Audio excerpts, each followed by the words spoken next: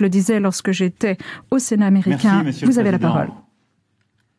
Monsieur le Président, cher Joe, merci infiniment pour ces mots qui reflètent complètement l'échange que nous venons d'avoir, mais merci surtout pour votre accueil. Et nous étions très heureux avec mon épouse, en effet, de partager ce moment hier à vos côtés, aux côtés de votre épouse. Et je veux vous dire combien nous sommes, je le disais ce matin, à la fois émus, honorés, ma délégation et moi-même, d'être accueillis par vous en cette première visite d'État sous votre administration. Et au fond, cette relation, nous l'avons l'un et l'autre dit ce matin, vous venez de le rappeler, se bâtit sur une histoire qui nous oblige et nous dépasse, parce qu'elle est faite de sang versé, parce qu'elle est faite d'engagements réciproques. Et je dirais, à l'échelle des siècles, à chaque fois que les choses vitales et essentielles ont été en jeu, nous avons été là l'un pour l'autre, sans coup férir et sans aucun doute. Et c'est ce qui doit structurer le reste. C'est cet esprit qui prévaut dans le contexte que nous vivons depuis le mois de février dernier. Et vous l'avez rappelé, je ne vais pas redire ce qu'a parfaitement décrit le président Biden, mais cher Joe, vous avez très bien dit ce que nous faisons ensemble en Ukraine. Nous avons très clairement condamné cette guerre immédiatement. Nous avons mené toutes les actions diplomatiques pour condamner cette guerre et les crimes de guerre qui sont commis par la Russie sur le sol de l'Ukraine. Et nous soutenons à la fois l'armée ukrainienne dans sa résistance, la population civile pour résister. Et je veux ici vraiment remercier les États-Unis d'Amérique pour la nature et la magnitude de l'aide qui est fournie, parce que cette guerre touche le sol européen, elle nous touche, je dirais, encore plus directement, et vous avez fait le choix de déployer beaucoup de moyens pour participer à l'effort collectif. Dans ce contexte-là, la discussion de ce matin nous a permis d'une part de confirmer les initiatives que nous prendrons encore dans les prochains jours et prochaines semaines pour renforcer l'aide justement aux troupes ukrainiennes et leur permettre de résister. Nous avons aussi décidé de continuer d'agir ensemble pour aider la population civile ukrainienne à résister. Car on le voit bien, aujourd'hui, l'effort de guerre russe se concentre sur les infrastructures civiles, multiplie les exactions pour désespérer la population civile et rendre l'hiver impossible. C'est ce pourquoi nous avons décidé d'organiser le 13 décembre prochain une conférence de soutien à la résilience ukrainienne à Paris et je vous remercie pour le soutien apporté et l'étroite coordination en la matière. Nous avons souhaité aussi continuer le travail étroit avec en particulier le président Zelensky autour des 10 points qui ont été proposés par ce dernier. Et je veux ici saluer aussi l'effort qui est fait par le président Zelensky pour engager un chemin de paix possible et durable, en même temps qu'il conduit une résistance héroïque depuis maintenant plusieurs mois. Et je crois que nous avons toujours été sur la même ligne. Aider l'Ukraine à résister, ne rien céder à nos valeurs et aux principes de la Charte des Nations Unies, éviter toute escalade incontrôlée dans ce conflit et acter que, au moment qui sera opportun, dans des conditions pour leur territoire qui revient aux Ukrainiennes et aux Ukrainiens de décider, nous serons là pour aider à bâtir la paix. Je pense qu'à cet égard, avoir la clarté des positions qui sont les vôtres est pour nous important, car notre objectif, nous l'avons discuté, de bâtir une paix durable. Nous avons également évoqué les conséquences directes et indirectes de cette guerre et les conséquences en matière de sécurité alimentaire et énergétique pour l'ensemble de la planète. Et nos initiatives communes au G20 comme au G7 vont dans ce sens et nous avons pu le rappeler également ensemble ce matin pour pouvoir essayer, pour nombre de pays, de pallier les conséquences de ce conflit sur leurs économies. Nous avons aussi ce matin une très bonne discussion sur l'ARA et les textes récemment pris par l'administration américaine. Et nous avons décidé ensemble, comme vient de dire le président, que nous allions synchroniser nos approches et nos agendas pour investir dans les industries émergentes critiques telles que les semi-conducteurs, l'hydrogène, les batteries, les sujets industriels qui sont absolument décisifs parce qu'au fond, nous partageons la même vision et la même volonté. Le président Biden veut créer des emplois industriels dans la durée pour son pays et bâtir une industrie forte et sécuriser les approvisionnements. Et c'est exactement la même vision que nous portons.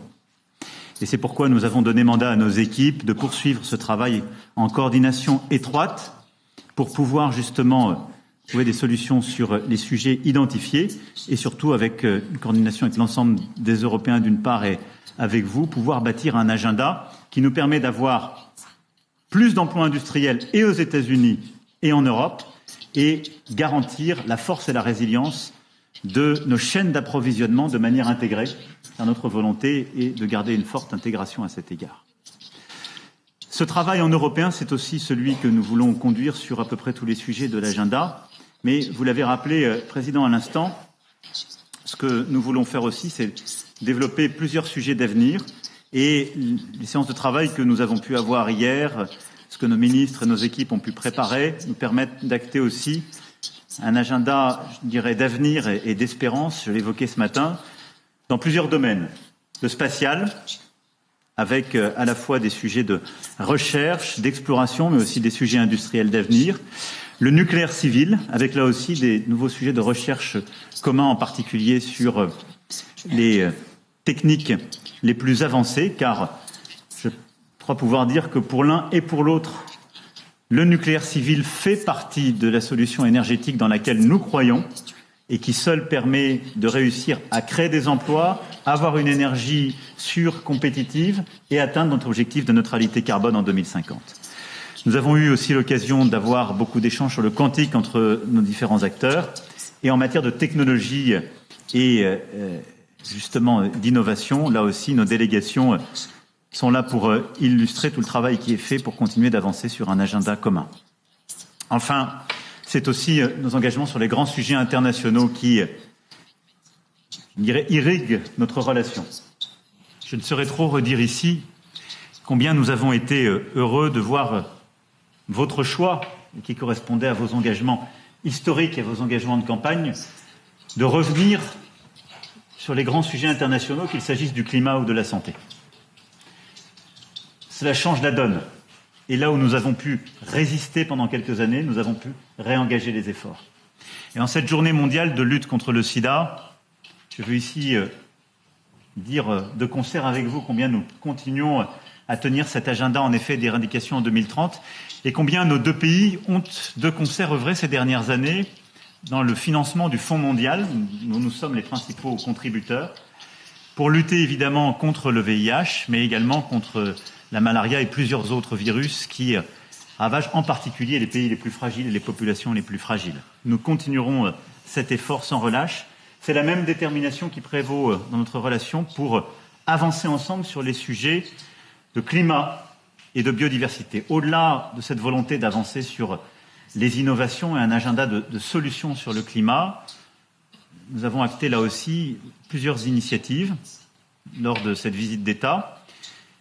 Bâtir des solutions de financement innovants pour aider les pays émergents et les pays les plus fragiles, pour leur permettre de nous accompagner sur cette route du développement et du climat. Et à cet égard, vous aurez un rôle essentiel dans le sommet que nous comptons organiser à l'été prochain de nouveaux partenariats entre le Nord et le Sud, qui s'inscrit pleinement d'abord dans la logique de ce que nous avons fait ensemble pour réallouer plus de moyens vers les pays du Sud, mais aussi de l'agenda de réforme de nos institutions multilatérales financières, qui est indispensable pour réussir cet objectif, en particulier réforme de la Banque mondiale et amélioration de nos instruments financiers existants. Et puis en matière de biodiversité, nous avons eu l'occasion hier de parler avec le caucus compétent. Nous avons eu des discussions à plusieurs reprises ensemble. Notre volonté est là aussi d'avoir un agenda extrêmement ambitieux et en particulier, nous œuvrerons ensemble pour préparer le One Forest Summit qui se tiendra sur le sol africain au Gabon à la fin du premier trimestre prochain. Ce sujet étant aussi au cœur de ceux que vous voulez soulever avec les États africains que vous accueillerez dans quelques jours à Washington. Et donc là aussi, sur ce volet, il y a une forte convergence entre nos vues. Enfin, nous continuerons d'être engagés ensemble dans la lutte contre le terrorisme et pour la paix. En étant à vos côtés, j'ai évidemment une pensée pour nos soldats qui sont tombés en Afghanistan, au Proche-Moyen-Orient, en Afrique, durant ces dernières années, pour se battre pour la sécurité de ces régions du monde et de nos pays. Et je veux ici, une fois encore, vous redire notre engagement. Nous continuons à être engagés dans notre coalition internationale Proche et Moyen-Orient à travers notre action militaire, et nous continuerons de l'être de manière très étroite, car nous n'avons pas fini ce combat. Et je pense qu'il est important de le rappeler à tous nos alliés et tous nos partenaires. Nous devons continuer d'agir contre le terrorisme islamiste dans le Proche et Moyen-Orient. Cet agenda n'est pas terminé. Et je voulais vous remercier aussi pour l'aide précieuse que vous nous avez apportée durant toutes ces dernières années et que vous continuez de nous apporter dans la lutte contre le terrorisme au Sahel et en Afrique de l'Ouest. Cette aide est précieuse et nous a permis ces dernières années, y compris ces dernières semaines, d'avoir des résultats extrêmement concrets. Et donc nous continuerons là aussi d'œuvrer ensemble. Je pourrais également passer l'après-midi de concert avec vous à égrener tous les sujets sur lesquels nous travaillons ensemble, de l'Indo-Pacifique et plus particulièrement de la réorganisation de notre présence dans l'océan Indien. Je voudrais avoir un mot pour, au fond, peut-être remettre les choses dans le bon ordre. Cher Joe, tu as eu l'élégance de remercier la France pour son aide sur l'accord qui a été trouvé historique entre Israël et le Liban. Nous avons fait le maximum pour aider à finaliser. Je crois quand même que l'honnêteté me conduit à dire que c'est essentiellement vous qui avez fait le travail. Et donc je pense que dans ce moment, c'était un travail essentiel. Et je veux tout particulièrement vous en remercier pour le Liban qui nous est si cher et qui avait besoin de cet accord, au-delà des sujets qui sont au cœur de l'agenda libanais pour les prochaines semaines et les prochains mois. Voilà, mesdames et messieurs, ce que je souhaitais dire.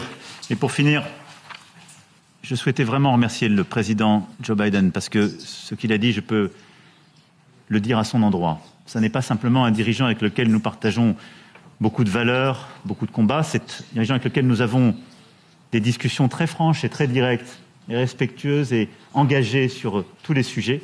C'est aussi devenu un ami. Et je vous tenais à te remercier pour l'accueil qui nous est fait, l'honneur qui nous est fait, mais surtout l'importance dans ce moment de pouvoir passer du temps ensemble et prendre des décisions pour notre avenir commun. Merci infiniment. Well, thank you, Manuel. Merci, Emmanuel. Privately, as my closer, that deal with Lebanon and Israel. Effectivement, cet accord entre le Liban et l'Israël, on a